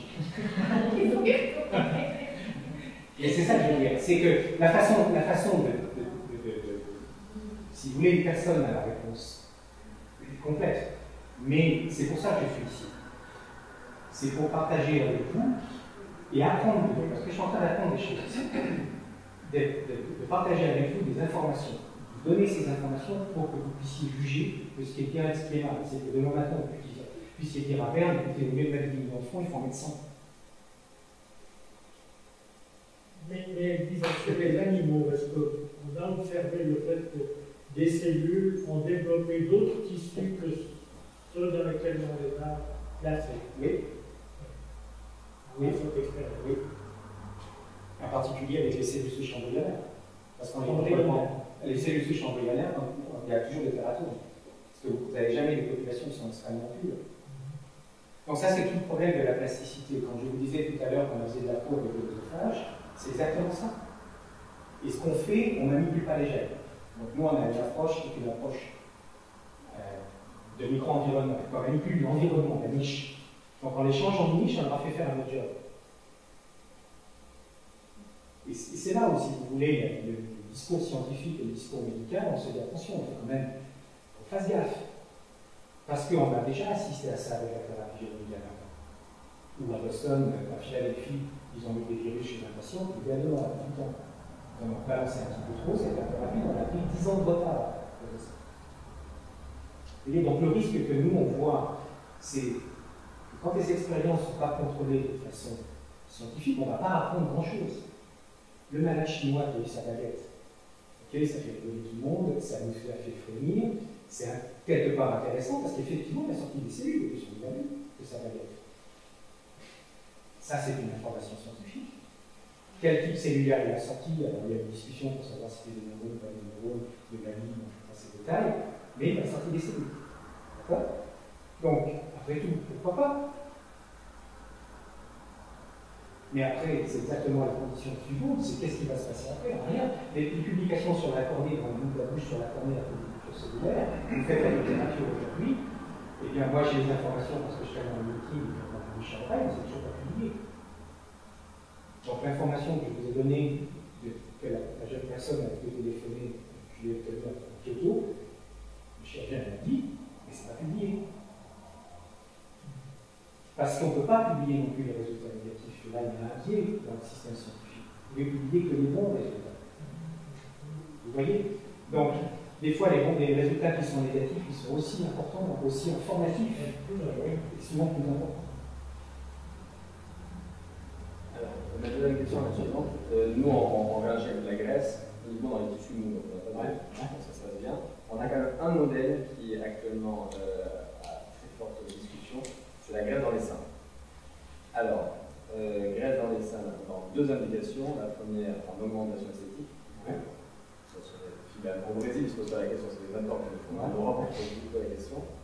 La deuxième, c'est la graisse après ablation partielle du sein pour cancer, donc avec un défect pour remplir, donc on a souvent de la symétrie, donc il y a un trou qui est petit, donc pour restituer la forme et le volume, injection de graisse. Donc, première question, est-ce que vous pensez que les cellules souches sur un sein avec un antécédent cancéreux, c'est bien ou c'est pas bien? Je vais vous dire, parce qu'il y a exactement, il y a Rigotti qui est à Vérone, plasticien, il a fait 900 cas de ça, il dit que c'est extraordinaire, les microclassifications régressent, avec l'angiogenèse, c'est fantastique. Il y a la qui disent, les cellules souches plus facteur de croissance sur un cancer, ça peut faire exploser. Alors, il y a ces deux extrêmes, et donc on ne sait plus trop. Voilà. La seule réponse à ça, c'est faire des expérimentations randomisées et en double. Et le problème, c'est qu'actuellement, la seule grande, elle est du sommet de Vérone qui a 900 cas, et avec des résultats qui est vraiment très crédible. Je peux comprendre l'intérêt de pouvoir reconstruire un sein, puisque, en particulier, vous savez, quand les conséquences du cancer, c'est pas un cancer en lui-même sur le patient, c'est bien sûr, mais c'est l'aspect de l'image qu'on a, donc la mastectomie, les pertes séchées, ainsi de suite. Donc, quand on veut mettre de la graisse pour reconstruire un sein, vous remettez des cellules dans leur environnement. Mais effectivement, ces cellules-là, quand on parlait du Brésil, à Sao Paulo, le chirurgien qui met de la graisse dans le cœur. Donc il est en train de... Pourquoi? Parce que ces cellules-là, on ne sait pas très bien d'où elles viennent en fait, les cellules. Quand on dit les cellules souches de la graisse, est-ce que c'est celles de la graisse elles-mêmes ou les cellules qui sont dans les vaisseaux qui sont dans la graisse? D'accord? Donc on a déjà, scientifiquement, c'est pas exactement ce qu'on travaille. Et puis, l'aspect qui est positif de ces cellules-là, c'est qu'effectivement, elles vont améliorer l'angiogénèse, c'est-à-dire la vascularisation. C'est pour ça que les gens vont mettre dans le cœur. Quand vous avez un cœur qui est un petit peu déficient, eh bien vous mettez ces cellules-là, vous augmentez la vascularisation. Bon. Ok. Alors, maintenant, si vous augmentez la vascularisation et puis les cellules cancéreuses, elles ont de manger. Donc le cancer, ce n'est pas une maladie contagieuse, au sens où vous n'allez pas avoir des cellules qui vont devenir cancéreuses. Mais on peut imaginer théoriquement que vous allez booster quelques cellules qui vont rester en leur favorisant la niche. Et ça c'est logique. Donc, il y a peut-être des indications dans lesquelles ça n'arrivera jamais et des indications dans lesquelles ça risque d'arriver souvent. Donc, quand les gens ont mis des cellules fétales, donc je parlais d'Anders Björklund depuis de Ole Lundvall, donc ces chirurgiens suédois qui prenaient des fœtus, donc des fœtus avortés, donc il en fallait 3 par morceau de cerveau, donc 6 si on faisait des côtés. Donc ils prenaient les cellules fétales, microdisséquaient ces fœtus, et puis ils allaient implanter ça dans le cerveau des gens qui avaient le Parkinson. Et bien là, on a de magnifiques expériences dans lesquelles vous avez des malades, c'est absolument extraordinaire, il y a des personnes qui sont complètement catatoniques, qui ne peuvent pas marcher, puis on voit la personne qui marche comme moi. C'est absolument extraordinaire. Puis il y a l'inverse. Et en fait, on ne contrôle rien. On ne contrôle rien, c'est complètement la vague noire. Alors, c'est tout le problème de ce que moi j'appelle l'engraftment, cette possibilité de transplantation. En fait, on ne sait pas ce qu'on fait. Quand nous, on a mis les premières cellules sur les ganglions à Boston, on les mettait sur des fascias musculaires. C'était excisé jusqu'aux fascias musculaires. Ça aurait pu faire de la peau, ça aurait pu faire n'importe quoi, ça aurait pu rien faire. Alors, il y avait quelques informations sur la souris, il y avait 3 expériences sur la souris, que ça faisait de la peau, c'est tout ce qu'il y avait. Donc, c'est là encore, on retombe sur la même dichotomie, si vous voulez. Si on mette de la cellule souche graisseuse pour refaire un sein, why not? Mais il faut que vous appreniez quelque chose. Donc, s'il y a une grande série de 900 cas et que le gars il rapporte qu'il est scientifiquement correct, c'est-à-dire qu'il va rapporter ce qui est bien et ce qui est mal, Vous voyez, il ne faut pas qu'ils mettent sous le tapis des choses qui ne fonctionnent pas. Vous allez avoir une information, donc vous allez dire, ok, peut-être que dans telle indication vous allez pouvoir le faire, dans d'autres vous n'allez pas le faire.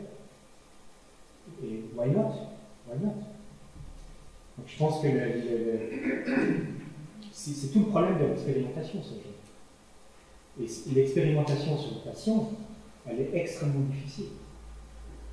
Donc quand on va mettre les premières cellules souches dans le cerveau des gens venant des cellules neurales, ils sont en train de le faire chez la souris, les résultats sur la souris ils sont extrêmement intéressants scientifiquement, mais on voit des dérives.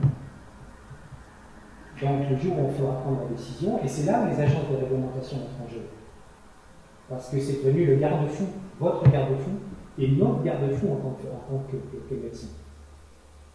Entre ce qu'on peut faire et puis ce qui sera accepté par la société, puisque c'est la société, et ce que la loi chanteur.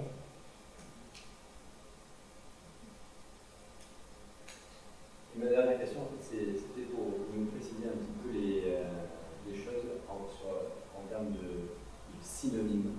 C'est vrai qu'entre cellules surées, cellules pluripotentes, cellules mésenchymateuses, on ne sait pas finalement à quel degré de différenciation elles en sont, on ne sait pas si telle cellule, les embryonnaires, peut tout donner, on ne sait pas si la cellule du sang, la cellule de la graisse peut donner ça ou ça et pas ça. Est-ce que vous pouvez me faire un petit échelle à me dire, voilà, ça c'est moins différencié. Aujourd'hui, par les connaissances d'aujourd'hui, ce qui ne veut pas dire que demain matin il n'y aura pas des informations et que certaines des choses que je vais dire maintenant seront prises en défaut.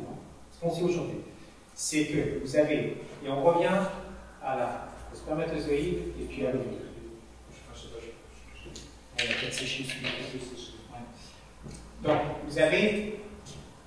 vous mettez donc chacune des cellules ici a un nombre de chromosomes qui s'appelle L. Et puis, quand elles vont se mettre ensemble, maintenant on va avoir 2 N. Et puis la cellule qui a 2 N, elle va pouvoir se diviser. Donc elle va donner 2 cellules. Et puis, vous allez en avoir 4, ainsi de suite. Et puis vous allez aller jusqu'au blastocyste. D'accord? Et puis ensuite, vous allez évoluer jusqu'au petit bonhomme. D'accord? Alors, quand on évolue dans le temps, on a ce qu'on appelle un phénomène de restriction cellulaire, donc les choix sont de plus en plus limités. Naturellement. Donc, normalement, et Costin vous l'a dit, les cellules du sang, elles ne sont faites que pour faire du sang. Alors, si vous faites la littérature, vous trouverez des gens qui ont fait du cerveau avec du sang, et du sang avec du cerveau. D'accord? Mais est-ce que c'est reproductible? On peut en discuter. Ça, c'est encore notre business. Mais chez vous et chez moi, le sang ne fait pas ça. Sauf dans des circonstances absolument exceptionnelles. Normalement, il ne fait pas. Donc, vous avez des cellules qu'on appelle totipotentes. Totipotentes. Ok? Donc ça veut dire quoi? Ça veut dire que si vous prenez ces 2 cellules ici, vous allez avoir un individu. Vous allez avoir des jumeaux. Et puis, les cellules qui sont ici, elles sont pluripotentes. Donc, elles ont déjà perdu. Donc, les cellules qui sont là, qu'on met en culture, on ne peut pas faire un individu avec. On peut faire toutes les cellules de votre corps, donc les 2 centres cellulaires qu'on a dans le corps, chez vous et chez moi, mais on ne peut pas faire le placenta. Dans des conditions normales. D'accord? Donc ça, c'est ce qu'on appelle les cellules. Ouais. Ça, c'est les cellules pluripotentes. Et puis ensuite, vous avez des cellules qui vont devenir multipotentes, donc elles vont perdre encore, et puis elles vont devenir unipotentes.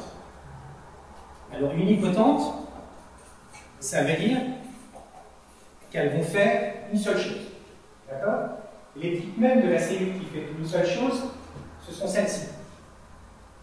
Les cellules qui font vos spermatozoïdes chez les hommes et celles des ovules chez les femmes, elles ne savent faire que ça. Dans des conditions normales. Chez vous et chez moi, elles font ça. Maintenant, au laboratoire, on a pu les triquer. Il y a des papiers récents qui montrent qu'en prenant des spermatozoïdes, pas le spermatozoïde final, celui qui nage, un petit peu avant, eh bien, on arrive à faire des cellules souches pluripotentes. On peut remonter en arrière. Et ça, c'est au laboratoire. Donc, pour construire un individu, il faut que les décisions soient prises dans le bon ordre et dans le bon moment, dans l'espace, dans le temps. Alors, les cellules, et là, il y a une confusion dans la littérature parce que les termes sont employés de façon un petit peu, je ne dirais pas n'importe comment, mais presque. Donc ça préjuge de la capacité à donner un ou plusieurs types cellulaires. D'accord? Donc tous les types cellulaires, y compris le placenta, le tissu extra-embryonnaire, donc vous pouvez avoir un individu. Et puis ensuite, c'est restreint et de plus en plus restreint. Et puis la science aujourd'hui fait qu'on peut remonter certaines de ces voies en comprenant les choix. C'est ce qu'on veut vous expliquer, c'est ce qu'on essaie de faire. Et puis maintenant, les cellules qui sont dites, chaque tissu comprend les cellules, par exemple dans la peau, vous avez des cellules de l'épiderme qui vont faire la partie superficielle, ce que je suis en train de toucher. Puis en dessous, vous avez les cellules dites mésenchymateuses, donc celles qui sont dans la graisse ou dans le derme, dont le job est un peu différent. Le tissu, l'épiderme, il doit faire une barrière, et celles qui sont en dessous, elles doivent faire que la barrière soit souple, pour que je puisse faire ça. Parce que si la barrière est rigide, je suis embêté.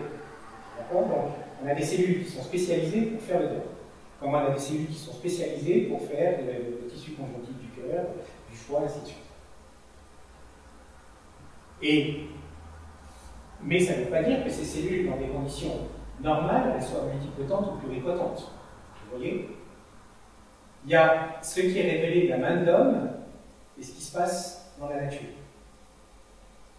Et la confusion vient aujourd'hui qu'on arrive à faire des trucs avec les cellules que normalement elles ne font pas dans la nature. Et donc, par extension, par abus de langage, quelque part, on va dire qu'elles sont des cellules pluripotentes. Et c'est pour ça qu'on a dit que dans la glace, il y a des cellules pluripotentes. Moi, je peux vous montrer de magnifiques photos de neurones, ou d'équivalents de neurones, mais ce n'est pas des neurones. Hein. C'est des cellules qui ressemblent à des neurones, mais c'est du canal à Braille. Mais elles expriment des marqueurs de gènes, de neurones, ainsi de suite. Et par extension, on a dit que c'était des cellules multipotentes.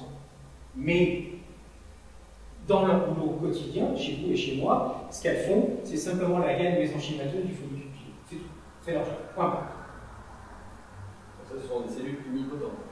Qui ne sont pas souches, qui sont différenciées par la... Non, la cellule souche, la définition de la cellule souche, c'est une cellule qui est chargée de renouveler votre tissu pendant la durée de vie de l'individu. D'accord? Donc, au sens strict du terme, la cellule qui est ici, ce n'est pas une cellule souche. Sur le plan sémantique. Parce qu'elle fait qu'une seule division et qu'elle va donner autre chose. La vraie cellule souche, c'est la cellule de votre sang qui fait que votre globule rouge qui vous durée de 100 jours, vous devez les renouveler, et donc vous avez une cellule souche. Votre épiderme, vous avez une cellule souche. Et la même chose un petit peu dans tous les organes. Donc, le fait d'avoir une cellule souche, c'est la cellule qui est la conservatrice, le conservateur, si vous voulez, du système.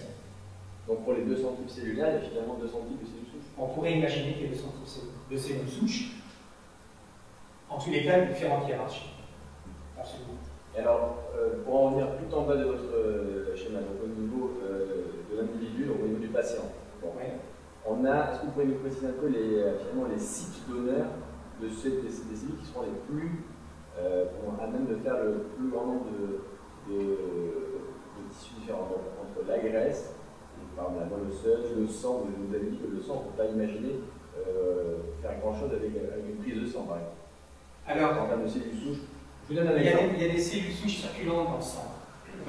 Aujourd'hui, la plupart des transplantations de moelle, ou en tous les cas pas la plupart, un certain nombre de transplantations sont faites avec des cellules souches de la moelle osseuse qui ont été mobilisées et qui sont circulantes. Donc on prend en fait dans une prise de sang. Ce sont des cellules souches hématogènes. Voilà. Mais est-ce que ces cellules-là vont faire de la peau? Dans des conditions de laboratoire peut-être, après une grande irradiation et ainsi de suite, dans les conditions normales non.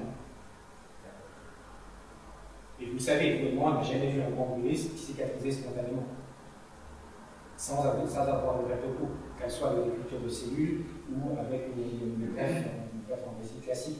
Donc, si les cellules le faisaient, on n'aurait pas besoin de transplanter les besoins. Comment est-ce qu'on fait pour isoler une cellule souche d'une autre cellule? Alors c'est très simple. La technique de base, elle est toute bête. On prend soit une seringue, soit un bistouri. On fait une seringue, donc c'est un système vasculaire, et un bistouri, on fait une biopsie. Ce soit une biopsie de peau, une biopsie de cerveau, une biopsie de cœur, ainsi de suite. Un petit morceau de tissu. Puis ensuite, ce tissu, on va casser sa structure. D'accord? On va le casser, la structure avec des enzymes, donc des protéines qui vont couper différents endroits qui vont faire que les cellules vont être séparées. Donc, imaginez que vous soyez une cellule souche et que le reste de l'audience ne soit pas souche. Et que c'est absolument vous que je vais attraper. D'accord? Donc, qu'est-ce que je vais faire? Vous êtes tous collés sur des chaises. Donc, si je veux me mettre en culture, il faut que je vous enlève de votre chaise. D'abord, il faut que je vous identifie. Donc, je vais prendre une biopsie, puis dans la biopsie, je vais trouver toute la salle. Alors ensuite, on va sélectionner. On va sélectionner en vous donnant soit par le fait que vous êtes habillé en rouge, donc je vais dire, tiens, je vais chercher des cellules rouges. Paf, j'en trouvais deux. Et puis, il y a des rouges un peu plus foncés, puis il y a des rouges qui sont partiels, puis il y a une dame qui a un foulard. Alors, je vais avoir des contaminants. Vous voulez faire le microscope alors? Non, alors on a des systèmes qui font qu'on a des anticorps qui vont... On a des trucs, si vous voulez.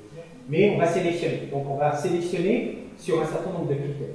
On peut sélectionner sur le fait d'être debout ou assis sur une chaise. Donc si maintenant on sélectionne une cellule debout, on aura moins. Ensuite, donc, je vais tous vous décoller de votre chaise, et puis je vais sélectionner sur les cellules rouges. J'en ai 5. Puis après, je vais sélectionner sur l'âge. Je vais dire, j'ai une cellule qui soit jeune, d'âge moyen ou plus âgée. Je vais restreindre mon champ. D'accord? Je vais tomber uniquement sur vous. J'avais entre 20 et 30 ans. Hein?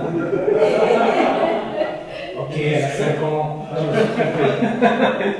Non. Vous êtes plus jeune que la dame qui est assise là, qui est aussi en rouge.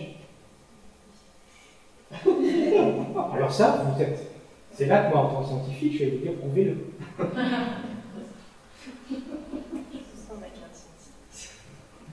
Mais c'est exactement ça qu'on fait. C'est pas plus compliqué que ça, donc on va sélectionner avec un certain nombre de critères. On peut sélectionner aussi sur le fait que vous soyez cannibale ou végétarienne. Donc en fonction de ce qu'on va vous donner à manger, vous allez être attiré par telle nourriture ou telle autre nourriture. C'est ça qu'on fait. Donc on a un certain nombre de trucs qui vont nous permettre de sélectionner les cellules, mais qui vont être sélectionnés de façon reproductive et répétitive. Donc chaque fois qu'on fera la même chose, on aura la même population de cellules rouges. Parce que si un jour on a des cellules rouges et un moment on a des cellules bleues, ça va vite, ça ne marchera pas. Donc on a une biopsie, on sort les cellules, puis maintenant on a une population cellulaire qui va être cellules rouges, dans une tranche d'âge. Ok, mais j'ai qu'une seule cellule, ça ne m'intéresse pas beaucoup d'avoir qu'une seule cellule. Il va falloir que je vous fasse multiplier. Là, je vais être embêté. Donc, maintenant, il faut que je trouve des conditions pour vous multiplier. Et puis, si j'avais 2, 3, 4, ça ne va pas me servir à grand-chose. J'ai besoin de millions, comme vous, pour faire une transplantation. Que ce soit une transplantation de moelle, une transplantation de... J'ai besoin de millions de cellules. Donc, il faut que je trouve des conditions pour lesquelles, demain matin, dans un nombre de temps relativement court, j'en ai un grand tas. Mais là, vous allez me dire, ok, elles ont peut-être toutes rouges, mais ça se trouve, elles ne sont plus exactement équivalentes. Donc là, maintenant, je prendrai cette population de cellules, et puis je vais essayer de démontrer que, effectivement, c'est bien des cellules qui sont identiques à vous, au départ, dans votre fonction. Donc si votre fonction, c'est de faire de la peau, essayez de faire de la peau. Si votre fonction, c'est de faire du sang, essayez de faire du sang. Vous voyez comment le système fonctionne? C'est pas très compliqué, hein.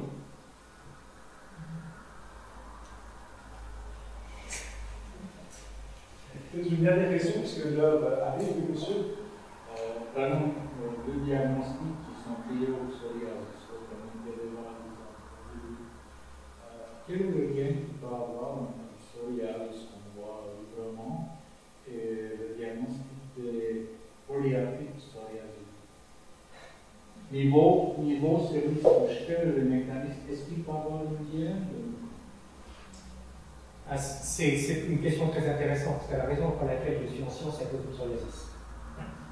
Non, bien sûr, mais vous avez parfaitement raison, parce que le psoriasis, c'est une maladie d'hyperprolifération. Et quand vous avez une maladie dans laquelle les cellules prolifèrent. Donc vous avez un épaississement de la peau, ainsi de suite. Et puis, dans ce psoriasis, vous posez la question de savoir quelles sont les cellules qui vont se multiplier. C'est soit la cellule souche, soit les petites filles de la cellule souche. Soit les deux. La question ensuite, c'est qu'il faut d'abord le montrer ça. mais personne ne l'a encore démontré. Ensuite, il faut poser la question de savoir pourquoi elles se multiplient. Donc, pour retenir, vous avez maintenant des cellules souches dans la peau, et puis vous avez une arthrite psoriasique, dans lesquelles vous avez des problèmes au niveau des articulations. Et là, vous avez une autre population de cellules souches qui n'est pas la même. Hein, c'est ce qu'on a vu tout à l'heure. Et il nourrit le psoriasis. Mais il y a des malades qui font moins d'arthrite que d'autres. Donc ensuite, vous avez une composante génétique qui va jouer. Mais sur le plan cutané, alors au plan de l'arthrite, on ne sait pas si c'est un phénomène de cellules souches. Sur le plan cutané, aujourd'hui, il y a un certain nombre de gens qui pensent, bon, je pense, moi, que ça peut être un problème de cellules souches. J'ai toujours pas commencé à travailler sur ça. Ça fait 25 ans. Pourquoi? Exactement pour la question que madame a posée tout à l'heure. C'est que je ne sais pas reconnaître les cellules psoriasiques des cellules normales. Parce que si je les mets dans une petite boîte en faisant ce que je viens de vous dire, le truc, elles sont toutes rouges. Et je n'ai pas d'outils aujourd'hui qui me permettent de distinguer dans une boîte de culture une cellule normale d'une cellule qui va avoir un phénotype psoriasique. Je ne sais pas faire. Vous pouvez prendre ce bout de peau, vous avez évidemment. Mais ça ne veut pas dire que toutes les cellules sont malades, dans votre peau. Et vous prenez tout. Vous allez faire la différence. Et justement, on n'y arrive pas. C'est bien ça le problème, c'est qu'on n'y arrive pas. Non, et c'est exactement la question que vous avez posée, c'est la question que je me suis posée au jeune médecin à Saint-Louis, et la réponse c'était ok, je ne sais pas, il fallait faire la science. C'est exactement ça, vous avez vraiment mis. Non, sérieux, je suis très sérieux. Et aujourd'hui, avec toutes les connaissances que j'ai sur les cellules souches, je ne peux toujours pas vous répondre. Donc, si on prend de la peau de psoriasis, une peau malade, une peau non malade, qu'on la met en culture, c'est la même chose. En tous les cas, dans les tests qu'on a, nous, sur les cellules souches, on ne voit pas la différence. On n'a pas, tu ne peux pas dire cette cellule-là, c'est une cellule psoriasique d'une autre cellule. Je ne sais pas. Alors, comment ils ont arrivé de faire des médicaments genre Humira et des autres légers levés par le vent qui combinaient? Parce qu'à ce moment-là, le psoriasis est une maladie dans laquelle il y a différents symptômes. Donc, les médicaments, ils vont traiter un certain nombre de symptômes. Et puis, pour vous aider ces symptômes, vous avez la maladie de départ, donc la première pierre. Donc, moi, je pense que c'est une maladie de la cellule souche. Il y a des collègues qui diront qu'il est vrai. D'accord? Ils vont vous dire que c'est une maladie immunologique liée au sang. Donc, effectivement, il y a une composante. On ne peut pas nier. Et donc, si on traite cette composante-là, on va quand même améliorer la maladie, améliorer le malade. Mais le malade qui est né avec son psoriasis, il mourra de son psoriasis.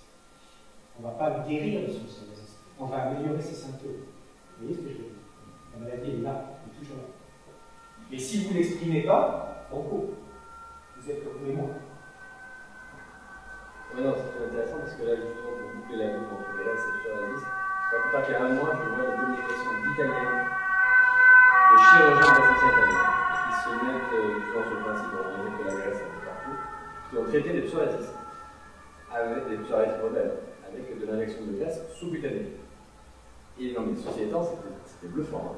C'est vrai qu'on se dit finalement, est-ce qu'il n'y a pas des choses que l'on n'explique pas encore, mais qui sont absolument extraordinaires, parce que des cellules rebelles sur le coude, sur le membre supérieur, injection de graisse, et hop, avec l'effet de cellules souches, les facteurs de croissance qui n'ont pas trop sous-expliqué, mais ils ont dit stem cells effect. C'est pour ça, si vous voulez, que l'interaction entre les scientifiques de base et les médecins cliniciens est extrêmement importante. Parce que ce que vous êtes en train de dire, c'est une information. Alors, quand on est la réponse scientifique, en vous expliquant, je ne peux pas vous donner une réponse, mais je dis l'information est intéressante.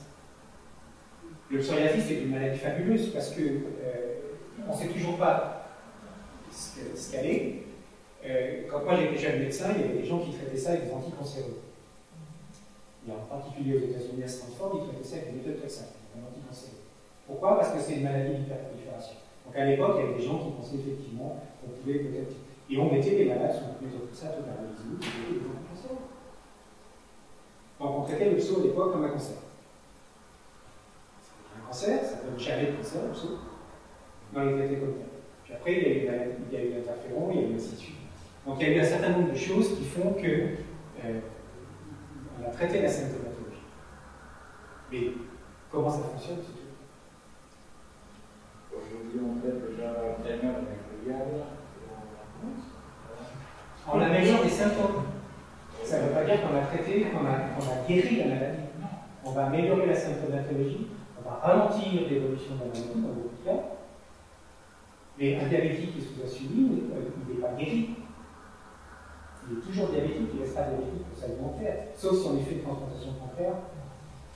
On va traiter la glycémie, et le readout, c'est l'amélioration de la glycémie. On va traiter, espérer qu'il aura des symptômes et des complications de vos diabète qui apparaîtront pas au bout de 5 ans, mais qui apparaîtront au bout de 30 ans, ou peut-être jamais. Mais on n'aura pas guéri son diabète, il sera toujours là. Vous voyez ce que je veux dire?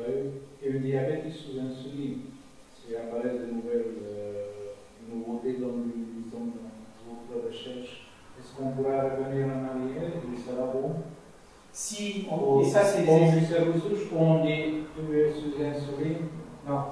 Les gens qui ont été transplantés avec des pancréas, on est encore là, c'est comment vous donner, enfin, Danny Pickles et les autres, les collègues de Genève transplantent un diabétique avec des pancréas, il faut 3 pancréas. Les pancréas, on les prend où? Sur des donneurs d'organes. 3 personnes qui décèdent de okay. Ces cellules sont injectées dans la personne et elles ne sont pas injectées dans le pancréas, elles sont injectées en fait dans le corps qui vont au foie. Et puis elles vont fabriquer de l'insuline, donc vous allez améliorer la symptomatologie. Mais les malades ne sont pas guéris du point de départ de la maladie, elle est toujours là. Donc on va améliorer la symptomatologie. Alors, si on arrive à améliorer la symptomatologie pendant des mois, voire des années, et que la personne n'a pas de complications diabétiques, pas de problème de cerveau, pas de problème de cœur, et ainsi de suite, on va gagner. Donc ce que je veux dire, si vous voulez, la médecine aujourd'hui, elle traite souvent que les symptômes. On traite pour beaucoup de maladies, on traite encore que la symptomatologie. Et si on essaie de renforcer la fonction du foie, qui est un rôle quand même en ce point de vue, donc la renforcer pour une personne des... Le foie, c'est extraordinaire aussi. Vous enlevez 90% du foie, il va repousser sa régénère. Mais vous demandez si on a des pathologies, pourquoi il régénère et comment il contrôle. Pour la peine de travailler en sous-jeu, c'est pas possible. C'est bien pour ça qu'on travaille. Mais j'aurais peut-être pas nécessairement la réponse sur la vie pour revenir dans ma formation de médecin et dans ma vie de médecin. C'est des étudiants, peut-être qu'ils trouveront la solution. Des grands enfants des étudiants. Mais dans 50 ans, quand on regardera dans 50 ans ou dans 100 ans, eh bien, ce sera financé. Je vous propose d'arrêter là. Merci.